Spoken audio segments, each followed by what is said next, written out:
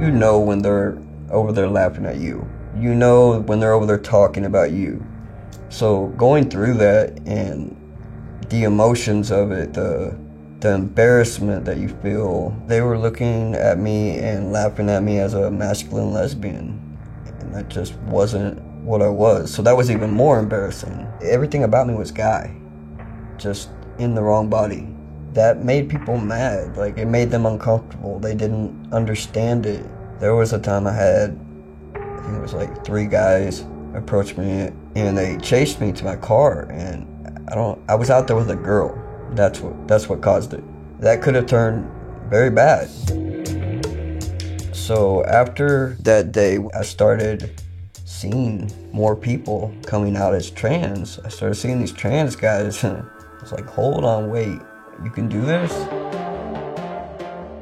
Like, once it really hit me that you could do that, I jumped on it immediately. There was no eureka moment. It was just, oh, I can finally be me and be happy. When I decided to start testosterone, I was in a long, committed relationship. First process was telling her.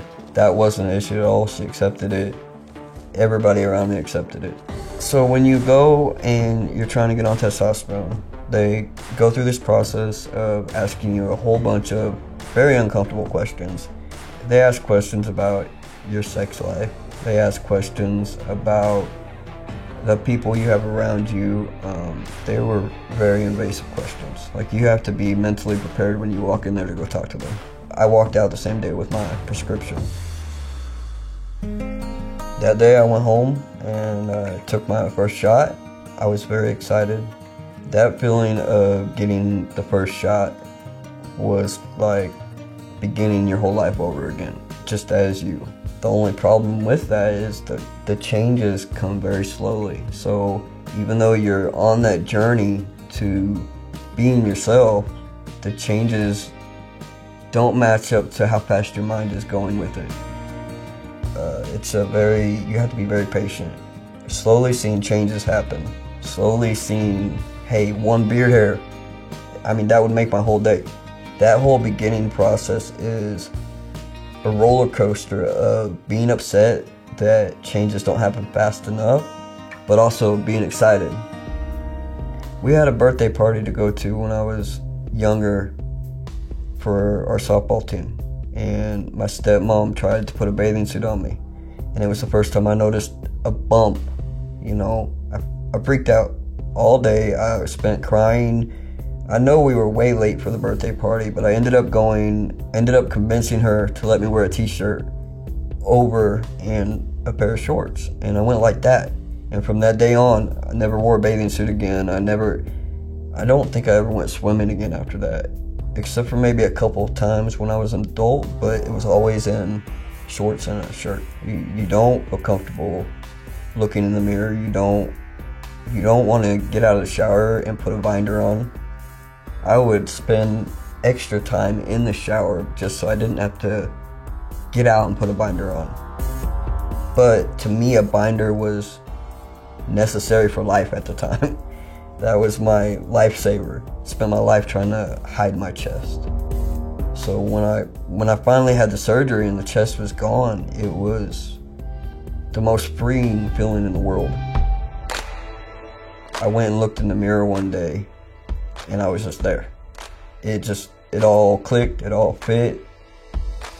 It was just me. Ever since that day, I've been proud, and I don't feel uncomfortable, you know, going up to a group of men. I feel like I'm one of them, you know, because I am, but like, I feel like they see me as that now. I have not had bottom surgery. It is absolutely something I want to do. And as many times as I said, my mom, she cut it off when I was born. I know I was a man. I didn't know there was a way to actually go through a whole transition. It's very expensive. It's a lot more healing time needed for all of that. I never had to learn to be a guy. I've always just been me. I had issues in my relationships because I was insecure, and that insecurity caused jealousy, or, you know, me not feeling like I belonged there. I always questioned what their intentions were with me because I didn't feel comfortable with myself. Now I'm completely secure, maybe too secure, I don't know. I feel completely happy with myself, so now I just don't put up with anything. If I don't like it, I don't like it. I am not emotional. Now you won't catch me crying. In any romantic relationship I ever try to get into, or even if I'm interested in somebody, I will always disclose that I'm trans. It's a big part of who I am.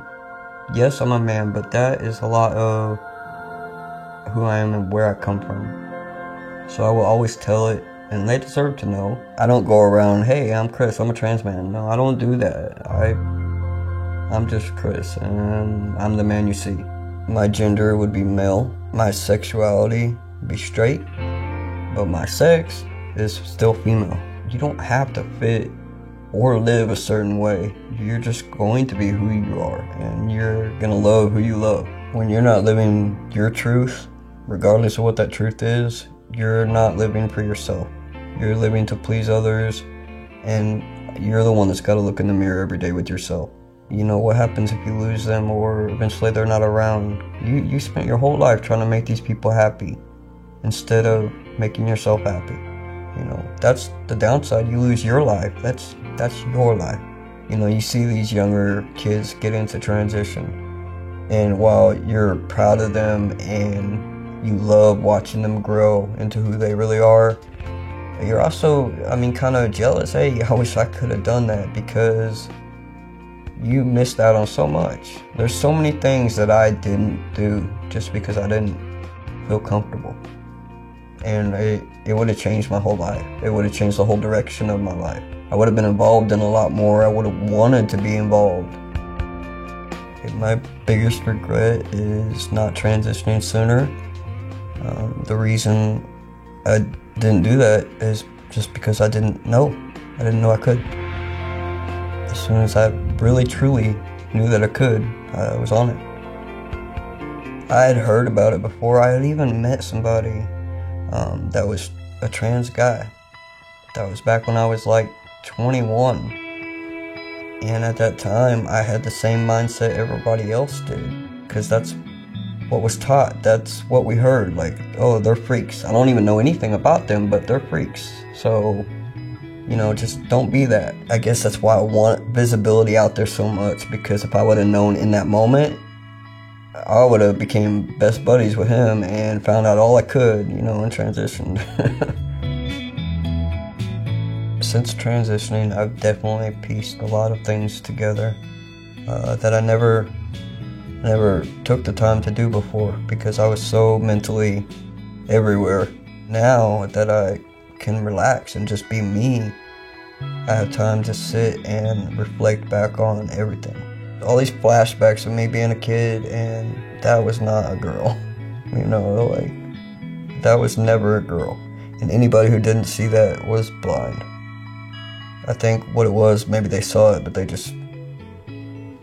wished that they didn't. They wished it wasn't there. I don't know. There's a lot of things that I blocked out. The further into my transition, they're starting to resurface. I'm digging for more healing and peace beyond that now. It's great to be able to sit and pull those things up so I can try to work on them. Before transition, my mind wasn't at peace enough to be able to dig it up. Now I can be. Outside matches the inside. When I look in the mirror, I recognize who's there now. I feel that person. That's me. It never was like that before.